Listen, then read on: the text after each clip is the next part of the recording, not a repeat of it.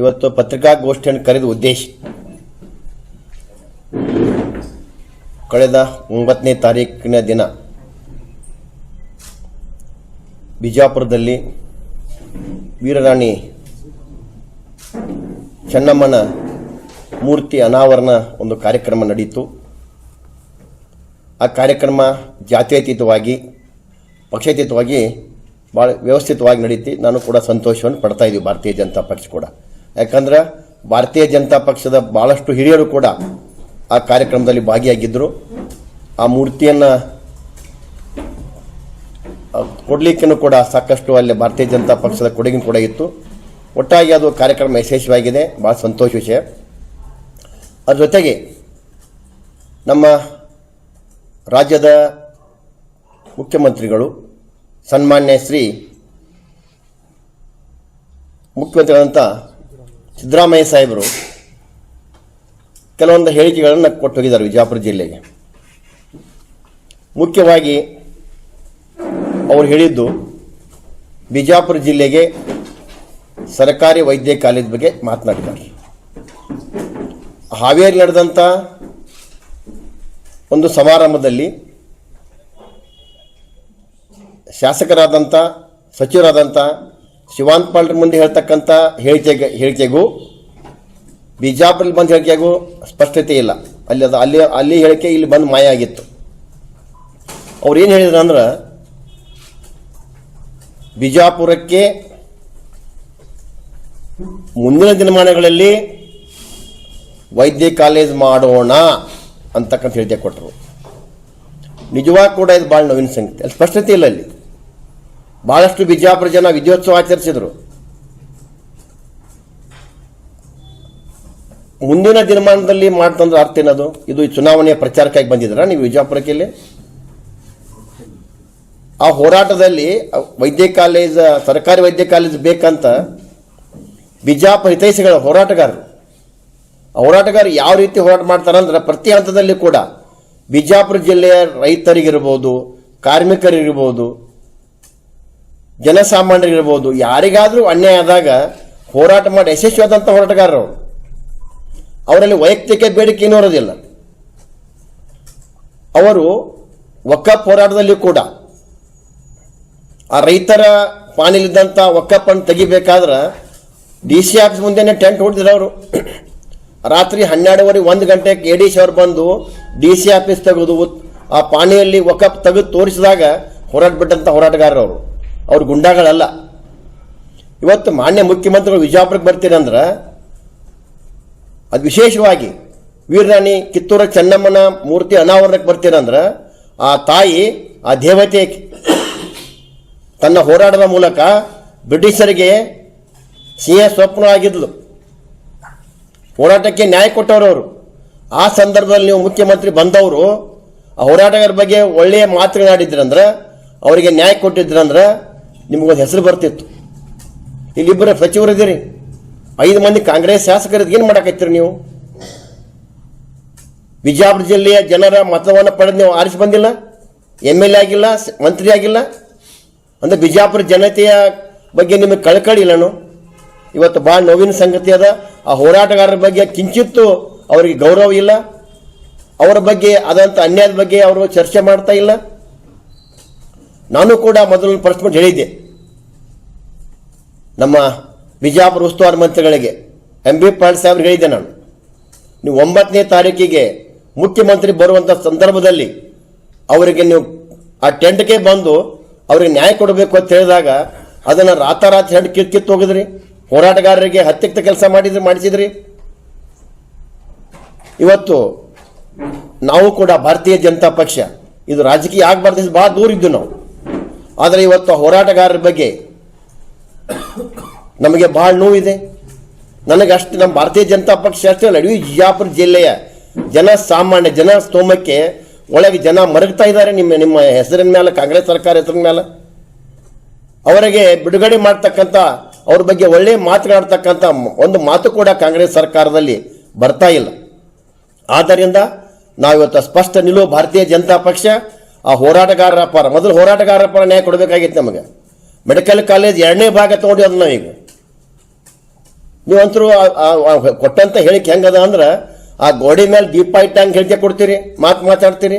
ಇವತ್ತು ಹೋರಾಟಗಾರರಿಗೆ ಸರಿಯಾಗಿ ನ್ಯಾಯ ಕೊಡದೇ ಹೋದರೆ ಅವರಿಗೆ ಅವರ ಹೋರಾಟ ಹತ್ತಿಕ್ಕೆ ತಕ್ಕಂಥ ಪ್ರಯತ್ನ ಇದೇ ರೀತಿ ಮುಂದುವರಿಸಿದ್ರೆ ಇವತ್ತು ನಾವು ನಮ್ಮ ಭಾರತೀಯ ಜನತಾ ಪಕ್ಷ ಬೂತ್ ಮಟ್ಟದಿಂದ ಪ್ರತಿ ಮತಕ್ಷೇತ್ರದಲ್ಲಿ ಬೂತ್ ಮಟ್ಟದ ಹೋರಾಟಗಾರ ನಮ್ಮ ಬೂತ್ ಮಟ್ಟದ ಭಾರತೀಯ ಜನತಾ ಪಕ್ಷದ ಕಾರ್ಯಕರ್ತರಿಂದ ನಾವು ಹೋರಾಟ ಹಮ್ಮಿಕೊಳ್ತಕ್ಕಂಥ ಒಂದು ಎಚ್ಚರಿಕೆಯನ್ನು ಕೂಡ ಈ ಸರ್ಕಾರಕ್ಕೆ ಮತ್ತು ಸಚಿವರಿಗೆ ಮತ್ತು ಕಾಂಗ್ರೆಸ್ ಶಾಸಕರಿಗೆ ಕೊಡಕ್ಕೆ ಇಚ್ಛೆ ಪಡ್ತೀನಿ. ಇವತ್ತು ಕಾನೂನಾತ್ಮಕವಾಗಿ ಇವತ್ತು ಅವರಿಗೆ ಪಕ್ಷಾತೀತವಾಗಿ ಇವತ್ತು ವಿಜಯಪುರ ಜಿಲ್ಲೆಯ ಬಹಳಷ್ಟು ಸಂಘಟನೆಗಳು ಅವರಿಗೆ ಸಹಾಯ ಮಾಡಿದ್ದು. ಇವತ್ತು ಬಾರ್ ಅಸೋಸಿಯೇಷನ್ ಕೂಡ ಸಹಾಯ ಮಾಡಿತ್ತು.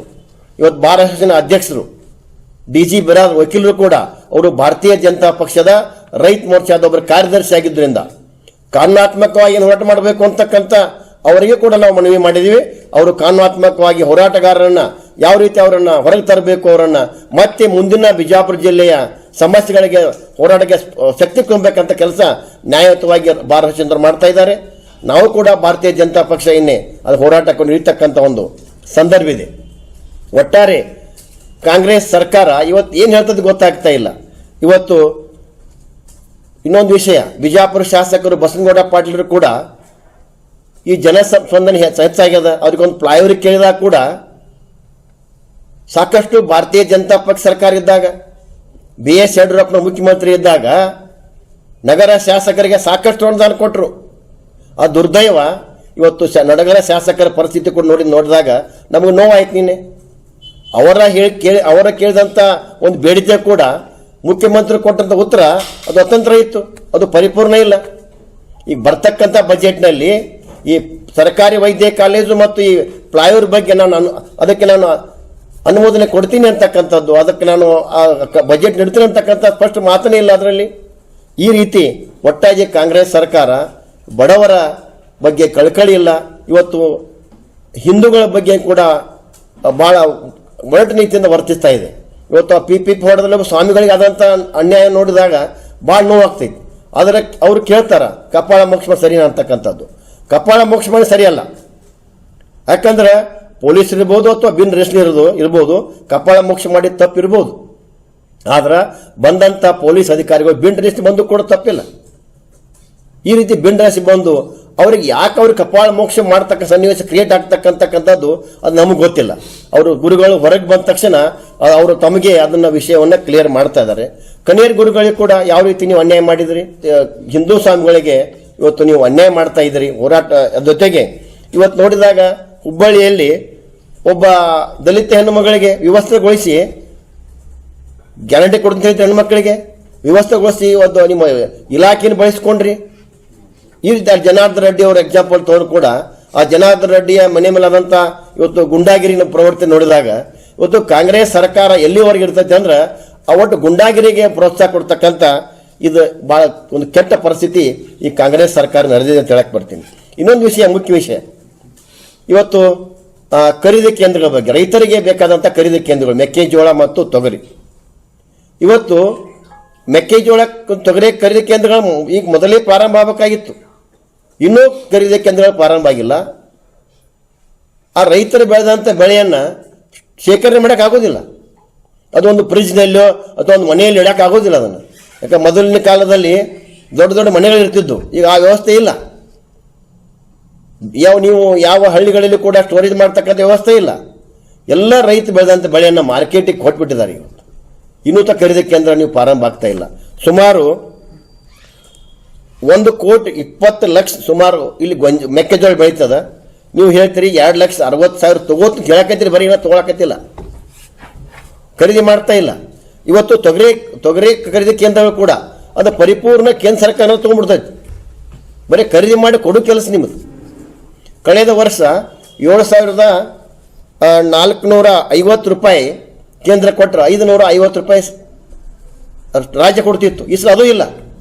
ಕಂಪ್ಲೀಟ್ 8,000 ರೂಪಾಯಿ ಒಬ್ಬ ರೈತರಿಗೆ ಒಂದು ಹೆಕ್ಟರ್ಗೆ ಒಂದು ಕ್ವಿಂಟಲ್ಗೆ ಸೆಂಟ್ರಲ್ ಗೌರ್ಮೆಂಟ್ ಕೊಡ್ತಾ ಇದೆ. ಖರೀದಿ ಮಾಡಿ ಕೊಡೋಕ್ಕಾಗ್ತಾ ಇಲ್ಲ. ನೀವು ಕೊಡ್ತಕ್ಕಂಥ 450 550 ಕೊಡ್ತಾ ಇದ್ದೀರಿ, ಅದನ್ನು ಕೂಡ ನೀವು ಘೋಷಣೆ ಮಾಡಲೇ ಇಲ್ಲ. ಆದರೆ ಓಪನಿಂಗ್ ಮಾತ್ರ ಎಲ್ಲ ಕಾಂಗ್ರೆಸ್ ಶಾಸಕರು ಬಂದು ಅದನ್ನು ತೊಗರಿ ಕೇಂದ್ರಗಳನ್ನ ಓಪನಿಂಗ್ ಮಾಡಕೈತಾರೆ. ಅದು ಕೇಂದ್ರ ಸರ್ಕಾರದ ಯೋಜನೆ. ಭಾಳ ಇದು ನೋವಿನ ಸಂಗತಿ. ಒಟ್ಟಾಗಿ ನನ್ನ ಉದ್ದೇಶ ಇದು ಮುಖ್ಯವಾಗಿ PPP ಹೋರಾಟಗಾರರ ಬಗ್ಗೆ ನನಗೆ ಭಾಳ ನೋವಾಗಿ ಇವತ್ತು ಬಿಜಾಪುರ ಜಿಲ್ಲೆಯ ಜನತೆ ನನಗೂ ಕೂಡ ಸಾಕಷ್ಟು ಫೋನ್ ಮಾಡೋ ಮೂಲಕ ಇಲ್ಲ ನೀವು ಅವ್ರಿಗೆ ನ್ಯಾಯ ಕೊಡ್ರಿ ಅಂತಕ್ಕಂಥ ಇಡೀ ಬಿಜಾಪುರ ಜಿಲ್ಲೆ ಜನ ಇವತ್ತು ಮರಗ್ತಾ ಇದ್ದಾರೆ ಕಾಂಗ್ರೆಸ್ ಸರ್ಕಾರದ ಈ ಧೋರಣೆ ಇರೋದು. ನೀವು ಬೇಗಲೇ ಅವ್ರಿಗೆ ನ್ಯಾಯ ಕೊಡ್ತಕ್ಕಂಥ ಹೋರಾಟವನ್ನು ನೀವು ಮುಚ್ಚೆ ವಿಷಯಕ್ಕೆ ನೀವು ಕೂಡಲೇ ಅದನ್ನು ಒಂದು ನಮ್ಮ ಪತ್ರಿಕೆ ಮೂಲಕ ನಾನು ಮನವಿ ಮಾಡ್ತಾ ಇದ್ದೀನಿ. ಬೇಗನೆ ಆ ಹೋರಾಟಗಾರರಿಗೆ ನ್ಯಾಯ ಕೊಡಬೇಕು ಅಂತಕ್ಕಂಥ ಮನವಿಯನ್ನು ಮಾಡಿಕೊಂಡು ನನ್ನ ಪತ್ರಿಕೆ ಗೋಷ್ಠಿಯನ್ನು ಮುಗಿಸ್ತೇನೆ. ಹಾಂ ಸರ್.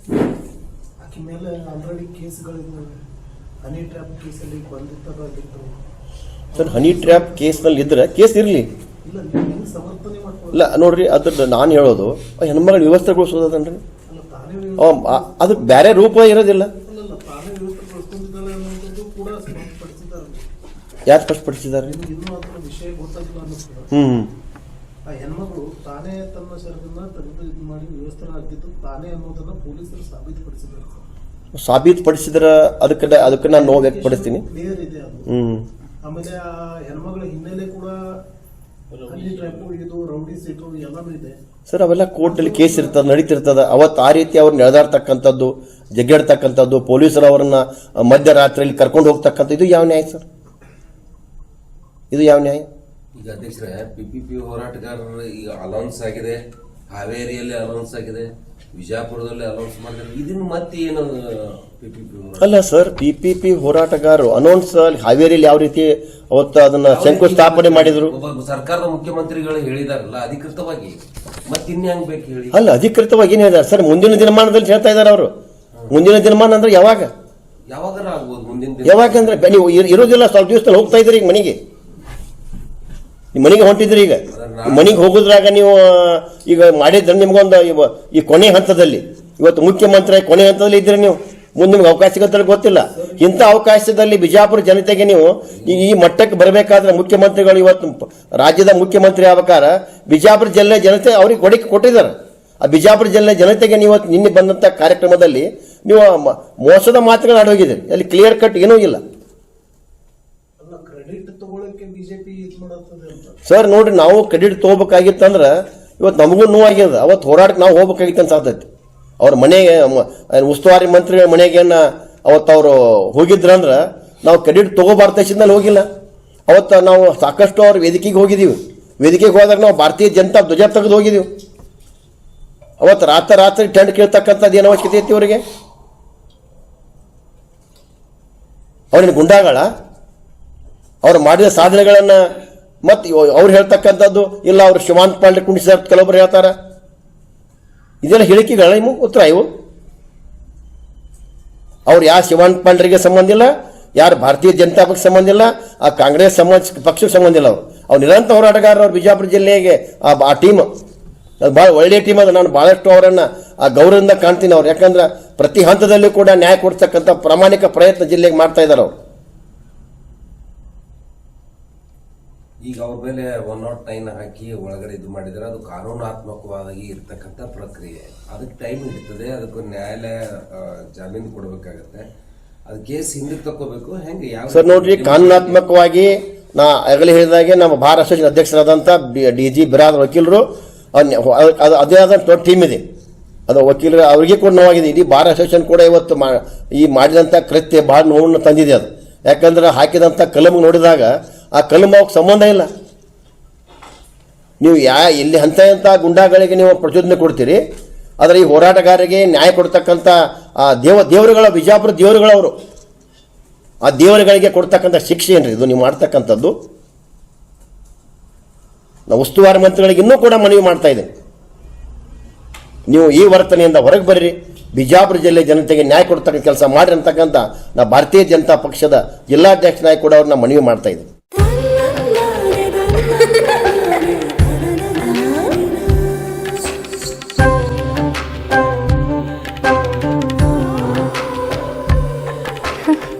ನನ್ನ ಸುಂದರವಾದ ಪುಟ್ಟಿ,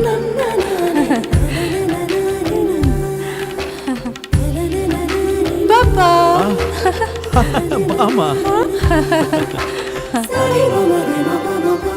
ಇದು ಹಲ್ದಿಗಲ್ವೇ? ಇದು ಮೆಹಂದಿ. ಇದು ಅದು ರಿಸೆಪ್ಷನ್ಗೆ.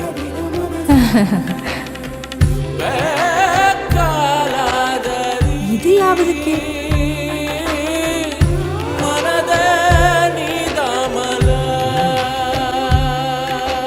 For me?